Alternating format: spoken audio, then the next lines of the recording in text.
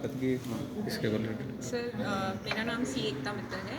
आज का ये प्रोग्राम जो है ये इसलिए भी स्पेशल है कि जो हमारे आईसीआई के प्रेसिडेंट हैं, ऑल इंडिया प्रेसिडेंट सी अनिकेत तलाती जी, वो इस प्रोग्राम के लिए स्पेशली अहमदाबाद से आए हैं और उनके साथ हमारे 6 काउंसिल मेंबर्स भी आए हैं। वो सारे जो नॉर्थ इंडिया के 6 काउंसिल मेंबर हैं, 6 के 6 अभी इस प्रोग्राम में प्रेजेंट हैं। ये बहुत बड़ी बात है हिसार ब्रांच के लिए कि इतने सारे मेंबर्स जो हमारे सुप्रीम मेंबर्स हैं वो सारे हिसार ब्रांच में आज आए हैं। और ये जो प्रोग्राम है काफ़ी ज़्यादा इंपॉर्टेंट इसलिए भी, इसमें एक तो सभी सीसी मेंबर्स ने और आईसीआई ने जो भी काम किए हैं पिछले 1 साल के अंदर हमारे मेंबर्स के लिए या फिर जनरल कम्युनिटी के लिए जो भी इनिशिएटिव्स लिए हैं वो सारे इस प्रोग्राम में हमको बताए गए हैं।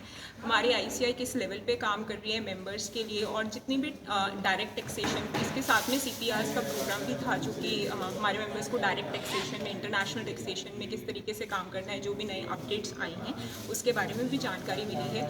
आईसीआई के कुछ इनिशिएटिव्स जैसे यूडिन जो है हमारा, UDIN is a kind of digital signature, जो भी अगर एक चार्टर्ड अकाउंटेंट कहीं पे भी साइन करता है उसके साथ में एक यूडिन निकाला जाता है जिससे आप कहीं से भी चेक कर सकते हैं ऑनलाइन बैठे हुए कि ये डॉक्यूमेंट किस सीए ने साइन किया है और इसके अंदर जो डॉक्यूमेंट की ऑथेंटिसिटी है, मतलब ये इस सीए ने बाकायदा साइन किया, फॉल्स सिग्नेचर्स को रोकने के लिए उसके रिलेटेड आईसीआई ने क्या इनिशिएटिव्स लिए हैं, क्या अपडेट्स किए हैं। जैसे रेवोकेशन के ऊपर काम किया है, कब हम उसको हटा सकते हैं। ऐसा नहीं है कि आज साइन कर दिया और 20 दिन बाद या 1 साल बाद उसको डिलीट कर दिया, ऐसा नहीं कर सकते हैं आप। उसके 48 आवर्स की लिमिटेशन होती है।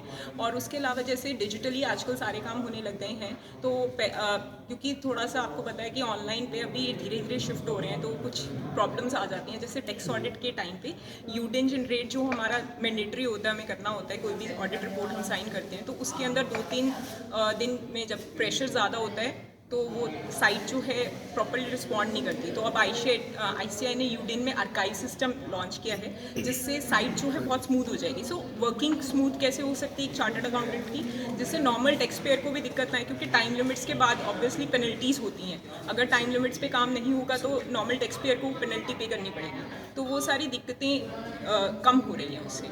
और भी एमएसएमई से रिलेटेड भी काफ़ी सारे इनिशिएटिव्स के बारे में, ट्रस्ट के बारे में अच्छी नॉलेज मिली है कि कैसे ट्रस्ट में काम हम कर सकते हैं और क्या ट्रस्ट और सोसाइटी के रेगुलेशंस के अंदर क्या इनिशिएटिव हो सकता है। मैडम रिटर्न की बात की जाए तो कई लोग जो रिटर्न नहीं पे करते हैं तो आईटीआर क्या, हाँ जी, हाँ जी तो क्या सभी को भरनी चाहिए या नहीं? सर, डिपेंड करता है कि आपकी जो आईटीआर्स हैं उसमें आप सबसे पहले तो आपकी इनकम किस टाइप की है, कैश डिपॉजिट्स कितने हैं। अब जैसे मान लीजिए आपका टीडीएस कटा है, ठीक है, अगर आपका टीडीएस कटा है तो इट इज़ समथिंग मैंडेटरी कि आपको रिटर्न फाइल करनी है। अगर आप टीडीएस कटा है, आपने रिटर्न फाइल नहीं करी, ये सोचते हुए कि मेरी इनकम 5 लाख से नीचे है, जैसे कि 5 लाख तक की इनकम पे टैक्स नहीं पे करना होता, लेकिन उस केस में नोटिस आए हैं। इस बार डिपार्टमेंट ने नोटिस इशू किए बिकॉज अगर आपका टीडीएस कटा है आप बताइए कि आपकी कितनी इनकम थी, ठीक है ना।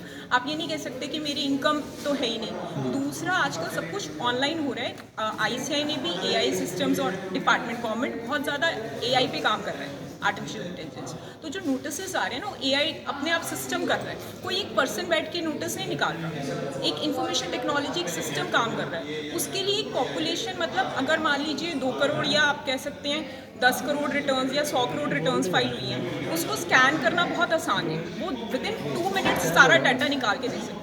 तो जो पहले मैनुअल इंटरवेंशन से काम होता था, अभी डिपार्टमेंट नोटिस निकालेगा, एक लिस्ट निकालेगा, तो वो काम करने में बहुत टाइम लगता था, बहुत कम नोटिस आते थे पहले।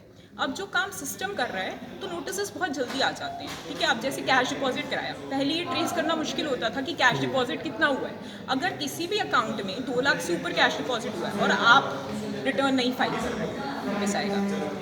तो इस केसेस में आपको हर चीज़ का ध्यान रखना होगा। अगर आपका फॉरेन ट्रैवल है, आपने फॉरेन में कहीं पे भी कोई ट्रांजैक्शन किया है, ऑनलाइन कोई परचेजिंग करी है, कोई स्कूल की फ़ीस पे करी है, कोई एजुकेशन, आजकल फॉरेन एजुकेशन का काफ़ी ट्रेंड है, आप कर रहे हो, फेसबुक पे भी आप वीडियोस डाल रहे हो, फोटोज़ डाल रहे हो, हर चीज़ स्कैम हो रही है। तो उसके बेसिस पे अगर आप अपनी इनकम डिक्लेयर नहीं कर रहे हो और आप खर्चा इतना कर रहे हो, गवर्नमेंट की नज़र सब पे है, नोटिस आ रहे हैं, तो आपको ध्यान रखना होगा। आप कुछ भी कर रहे हो तो अगर आपकी कुछ चीज़ें ऐसी हैं जिसमें आपको ये बताना पड़ेगा कि जी मेरी इतनी इनकम थी इसलिए मेरी टैक्स नहीं बन रहा। आप सोचो कि अपने आप गवर्नमेंट अज्यूम कर लेगी बिना आईटीआर भरे कि आपकी इनकम भी है और आपका टैक्स नहीं बन रहा, ऐसा नहीं है। अगर आपकी इनकम है, आप गवर्नमेंट को बताओ ये इनकम है, ये मेरे खर्चे हैं, मेरा टैक्स नहीं बनता तो भी बताना पड़ेगा, नहीं तो नोटिस आ जाएगा।